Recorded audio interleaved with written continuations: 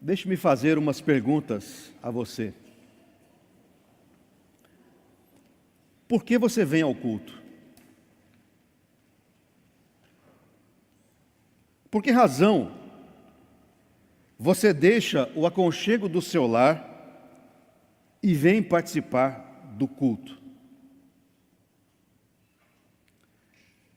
Eu sei de pessoas que vêm de cidades vizinhas, aqui, da cidade de São Paulo, como Taboão da Serra, Itapecerica, Santo André.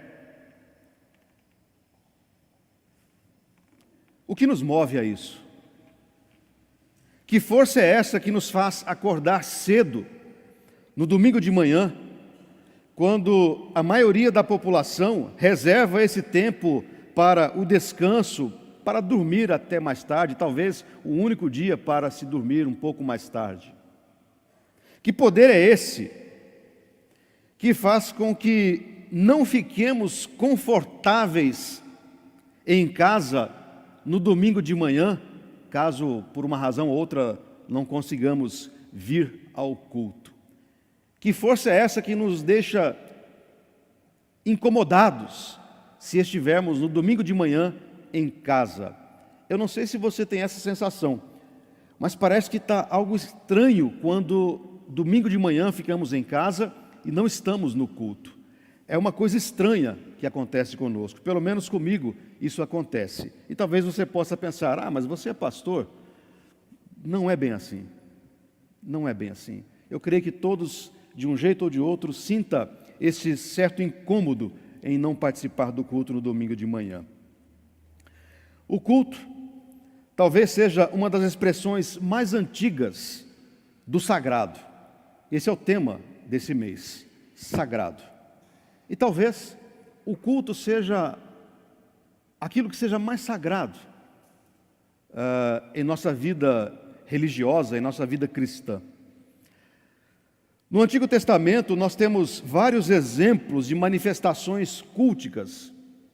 Por exemplo, nós temos Noé, Abraão, Moisés, Josué, Gideão, Davi e tantos outros que levantaram altares numa expressão de consagração e culto e dedicação a Deus. Se você observar o Antigo Testamento, essa era uma prática muito comum, levantar altares onde estivessem para cultuar a Deus. No texto que nós acabamos de ler, Êxodo, capítulo 25, versículos 1 ao 9, é Deus quem ordena aos filhos de Israel a que construam um santuário. Nós temos aqui o início, o princípio das orientações de Deus de como os filhos de Israel deveriam construir um santuário. E é aqui que começa toda a ordem, todas as descrições de como deveria ser o santuário para que Deus pudesse então ali habitar. Nesse texto, é Deus quem ordena, é Deus quem fala aos filhos de Israel para que, segundo o próprio Deus, Ele mesmo, Deus, habitar no meio deles. Essa é a expressão. Vocês vão fazer um santuário para que eu possa habitar no meio de vocês, diz o texto. É nessa expressão divina de que Ele habita no meio deles, ou seja, no meio de nós ou entre nós, que podemos encontrar as pistas para a compreensão desse poder que eu acabei de perguntar a vocês. Que poder é esse que existe, que nos faz vir ao culto? O que te move a estar aqui nesta hora, neste culto sagrado? Porque ele é sagrado. Não é porque nós o fazemos, não é porque nós o dedicamos, que este é o culto sagrado. Ele é sagrado porque Deus está entre nós, porque Deus habita entre nós. E é essa a razão do culto, de prestarmos um culto a Deus, para que Ele habite entre nós.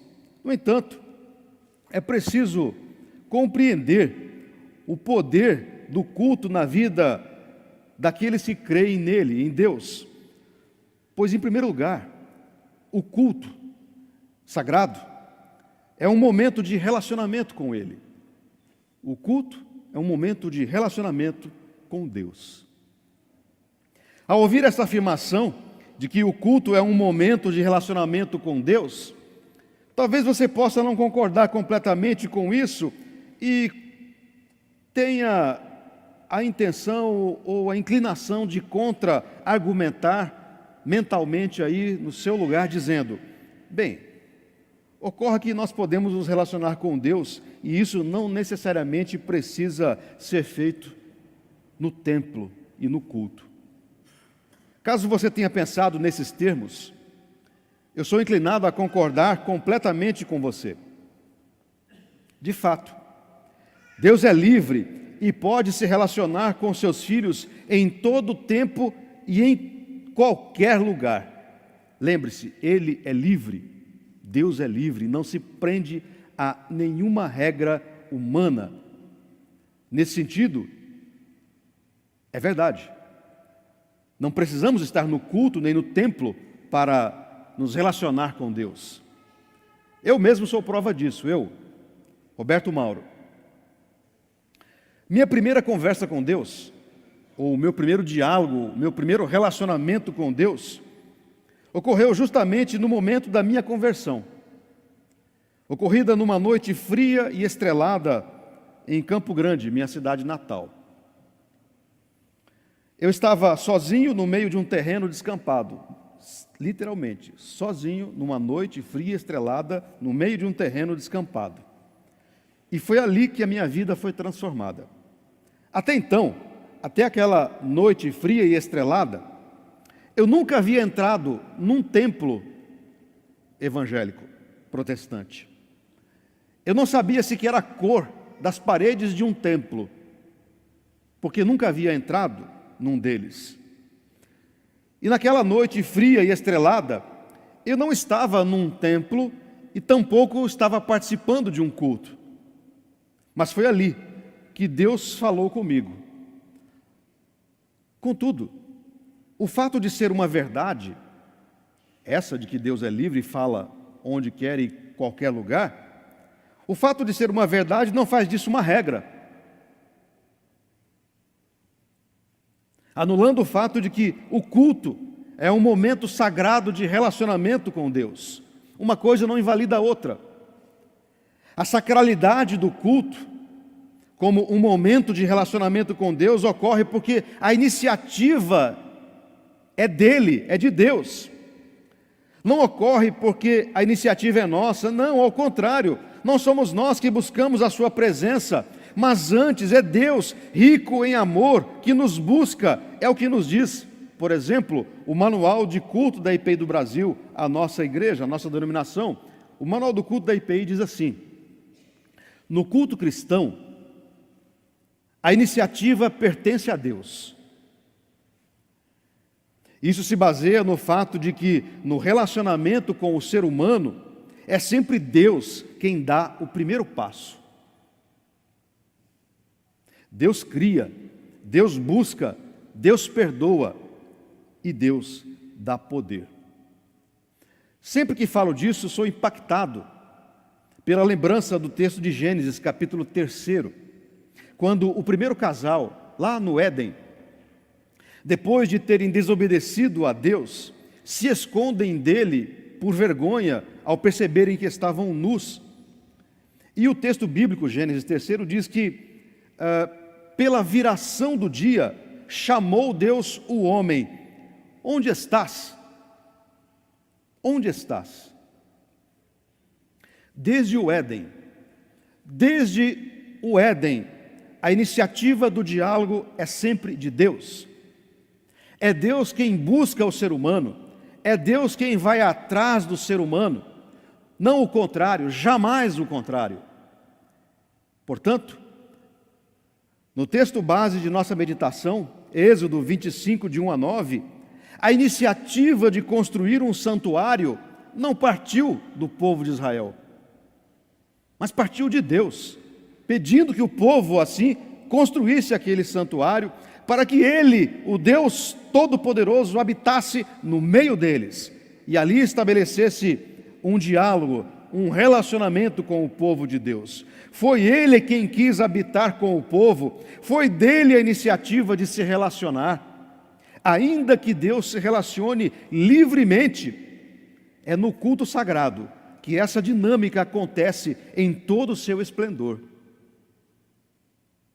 Uma vez que o culto é de fato um diálogo. Tenho conversado sobre isso nos coros. Os irmãos que participam dos nossos coros vão se lembrar disso. O culto é sempre um diálogo, sempre. Deus fala, nós respondemos. Deus fala com sua palavra, nós respondemos com orações. Deus fala com sua palavra, nós respondemos com hinos, e o termo já diz, por essa razão, responso. Nós sempre respondemos a Deus, porque o culto é um diálogo. Deus reúne o seu povo, e como ouvimos no início deste culto, o trio cantando, Ele nos reúne como ovelhas para nos alimentar. Isso responde em parte às perguntas iniciais que fiz. Por que você vem ao culto? Por que você levanta cedo no domingo para vir à igreja enquanto todos dormem? Que força é essa que nos impulsiona ao culto? Fazemos isso porque é Deus mesmo quem nos chama. Fazemos isso porque Deus quer se relacionar conosco e neste relacionamento nós somos profundamente edificados e abençoados. Eis parte da resposta a essas perguntas. Eis uma das razões pelas quais você está aqui hoje, nesta manhã, porque foi Deus quem chamou você, porque Deus quer conversar com você, porque Deus quer se relacionar com você. Deus quer habitar a sua vida, e na expressão do Êxodo, Ele quer, de fato, viver, habitar entre nós. Isso explica por que você fica tão incomodado quando não está no culto. Porque é Deus quem está te chamando. É Ele, o Deus de todo o universo, que se preocupa com você e quer falar com você. Mas em segundo lugar, o culto também é um momento de consagração a Deus. O culto é sagrado porque é o momento onde nós nos consagramos a Deus. Nossa vida deve ser sempre uma constante entrega a Deus. Sempre. E o exemplo maior desta entrega é dada pelo próprio Deus. É Ele quem nos dá o exemplo da entrega. E Deus faz a sua auto-entrega na pessoa de Jesus Cristo, seu Filho, quando Ele morre na cruz do Calvário para oferecer-nos de forma bondosa, amorosa e graciosa a salvação. Foi o próprio Deus quem tomou a iniciativa, novamente é Deus quem toma a iniciativa. Foi dele a iniciativa de entregar a si mesmo em amor, para que o ser humano pudesse encontrar a libertação. É da iniciativa do próprio Deus, de oferecer-se na cruz, para que todos nós pudéssemos alcançar a libertação e a consequente salvação, e assim temos paz. Assim, queridos irmãos e irmãs, a iniciativa de Deus em entregar-se pela humanidade torna-se uma referência, torna-se uma espécie de modelo, um estímulo para que eu e você, para que a igreja da mesma maneira se entregue ao seu Senhor. E fazemos isso de forma coletiva, comunitária, como que nos congraçando, como que dando as mãos uns aos outros, consagrando-nos no culto, que é sagrado. Para essa autoentrega, para esse momento de consagração, o culto é o espaço mais que sagrado. Afinal, é nele que nos relacionamos com Deus e a Ele consagramos a nossa vida. Tivemos agora há pouco um momento assim. Muitos de vocês estiveram aqui nesse altar, num gesto de fé, consagrando a sua vida, entregando-se a Deus, entregando a sua vida a Deus, entregando as suas preocupações a Deus, entregando os seus temores a Deus, ou ainda entregando a Deus, oferecendo a Ele a gratidão porque já foram abençoados. Então, o culto é o momento mais que apropriado para a consagração a Deus. É no culto que nos apresentamos diante do Deus de todo o universo e nos consagramos a Ele. Isso pode ser feito, por exemplo, quando vemos pessoas também se apresentando para professarem publicamente a sua fé em Jesus Cristo. Esta é outra maneira das muitas maneiras de consagrarmos a nossa vida a Deus. Quando temos cerimônias de profissão de fé, é um gesto assim, de consagração. É uma maneira de dizer ao mundo, quando alguém coloca-se nesse altar para professar a sua fé, é como se esta pessoa estivesse dizendo: ei, mundo, eu creio em Jesus Cristo como meu Salvador, e nesse ato, a profissão de fé, consagro, entrego a minha vida a Ele. O culto é um momento assim, para entregarmos a nossa vida. É no culto que também nos apresentamos diante de Deus para consagrarmos diante dEle as nossas dúvidas, as nossas dores, os sofrimentos. E ouvimos isso dele, do chamado do próprio Mestre, que diz: venham todos que estão cansados e sobrecarregados, e eu vos aliviarei. Mateus 11, 28. Mas também é no culto sagrado que oferecemos-nos diante de Deus com alegria, as nossas ofertas, os nossos dízimos, o que também acabamos de fazer recentemente no culto. Portanto, a profissão de fé, a entrega de nossos sofrimentos, a entrega de nossas ofertas, tudo isso é a celebração santa e festiva de relacionamento com o próprio Criador dos céus e da terra. Deus busca com o seu povo, Deus busca o seu povo e os seus filhos e as suas filhas para um relacionamento. E é dessa maneira que nos entregamos a Ele. Esta é outra parte da resposta aos questionamentos iniciais que fiz a vocês. Por que vocês vêm ao culto? Por que você vem ao culto? Participamos do culto porque Deus nos chama. Participamos do culto, e notem, nós participamos, nós não assistimos a um culto, nós participamos. Participamos do culto porque nos relacionamos com Ele, e isso faz com que o culto seja sagrado, porque celebramos a presença do sagrado entre nós, que é Deus. Ocorre que esta iniciativa é sempre de Deus. Isso explica também, em parte, por que você está aqui nesta manhã.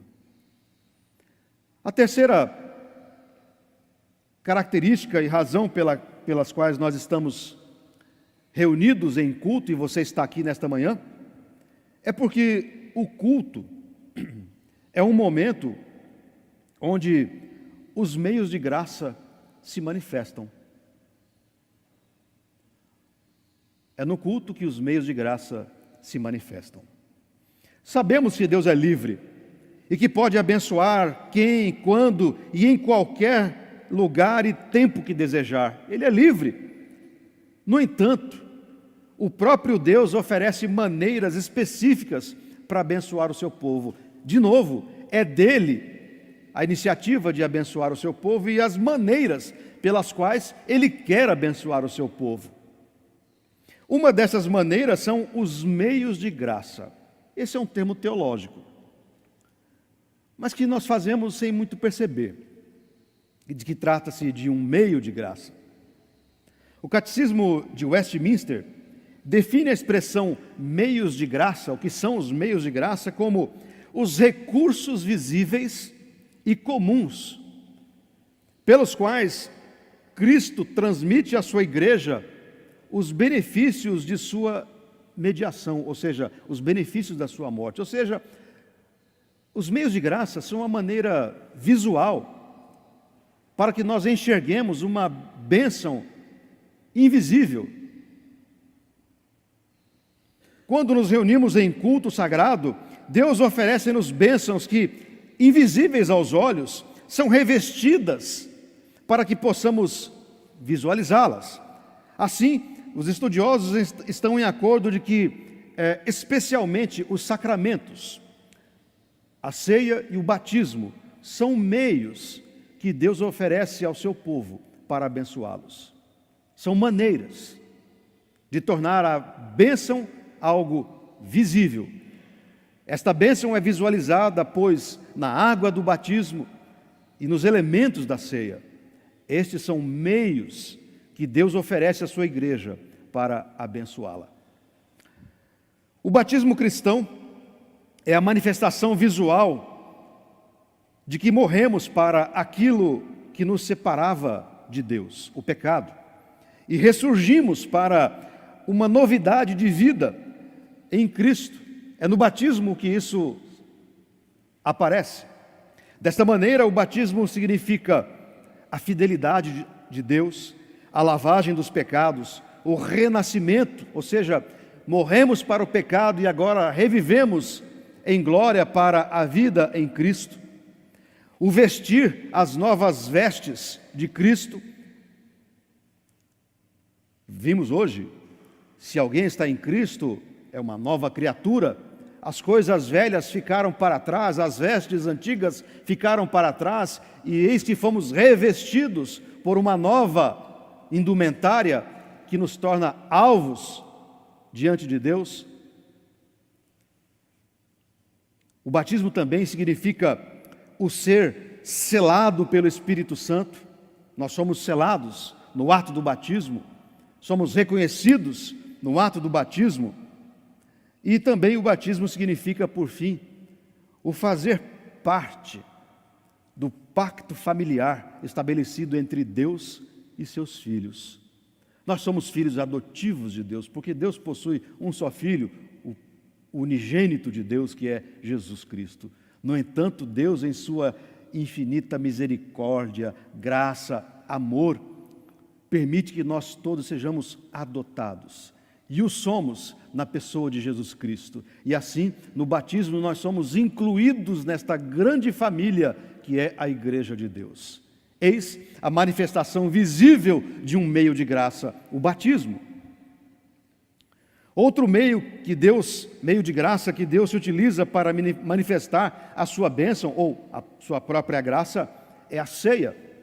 A ceia do Senhor é o sinal e selo da comunhão com o Senhor, que foi morto, crucificado e ressurreto, mas também a comunhão entre os filhos deste Senhor que foi morto. Na ceia do Senhor, que celebramos, na ceia a igreja é renovada e fortalecida pela memória da vida, da morte e da ressurreição e também da promessa da volta de Jesus Cristo. Quando celebramos a ceia, tudo isso vem à nossa memória. A morte de Jesus, a sua vida, a sua morte, o seu ministério, a sua ressurreição e a promessa do seu retorno, da sua volta. Na ceia, Deus oferece tudo isso. Na ceia, a igreja também é sustentada por sua garantia de amor infinito e presença que permanece sempre com Deus. Na ceia, a igreja é selada no pacto da graça de Deus pela morte de Jesus Cristo, e quando participamos da ceia do Senhor, recebemos a confiança no amor de Jesus Cristo sempre presente junto a nós, sendo partilhado a cada um de seus filhos. Quando comemos do pão e bebemos do cálice, é o amor do Senhor que está sendo partilhado, oferecido a cada um de nós. E assim somos edificados enquanto povo de Deus. Portanto, o culto é o momento mais que apropriado, o culto sagrado é o momento mais que apropriado para que Deus manifeste os seus meios de graça, batismo, ceia. Há quem inclua entre os meios de graça a própria palavra de Deus, que é um meio que Deus oferece ao seu povo para o edificar. Quando participamos da ceia do Senhor, entramos em comunhão com Ele e, como consequência, somos motivados a buscar a comunhão uns com os outros. Aliás, somos advertidos sempre. Temos que ter comunhão uns com os outros, assim como temos com Deus. Todas essas bênçãos descritas a respeito do batismo e da ceia são manifestações da graça de Deus que ocorrem no culto sagrado, espaço que Ele nos convida para habitar conosco. Lembre-se, o culto é um momento de relacionamento com Deus. Isso não impede que nós nos relacionemos com Ele em outros momentos ou que Ele fale conosco em outros momentos. Não. Mas é no culto que especialmente Deus nos chama, nos convida, como seu povo, como seus filhos, como sua família, para conversar. É como se estivéssemos no jardim do Éden. E lá, pela viração do dia, Deus chamou o primeiro casal. Atualizando, é como se estivéssemos pela viração da semana e Deus nos convida ao domingo para uma conversa. Deus convidou você para esta conversa hoje. E Deus o convida semanalmente a estar aqui, porque o culto sagrado é um momento de relacionamento com Ele. Ele quer a cada domingo relacionar-se com seu povo coletivamente. Mas Ele se relaciona com você também, lá na sua casa, no seu trabalho, nas suas dificuldades diárias. Ele está sempre junto a você. O culto é o momento também de consagrarmos a nossa vida a Ele. E isso faz com que o culto seja o espaço sagrado na nossa vida. Ofereçamos, pois, a cada dia, o nosso culto como expressão de gratidão ao Senhor. Lembre-se, Deus não está aqui nesse templo, Deus está nesse templo quando o seu povo se reúne. Este templo, durante a semana vazio, Deus não está aqui. Deus está aqui quando o seu povo se reúne. E Ele espera a nossa reunião, Ele espera o nosso culto para habitar entre nós e se relacionar conosco. Eis porque estamos nesta manhã aqui. Que Deus nos abençoe, nos fortaleça. Portanto, querido irmão, querida irmã, abra o seu coração e permita que o Senhor faça morada nele e habite em sua vida. Juntos, em culto sagrado, podemos experimentar a grande bênção da habitação de Deus entre nós. Louvado seja o nome do Senhor. A Ele, pois, toda a glória. Amém.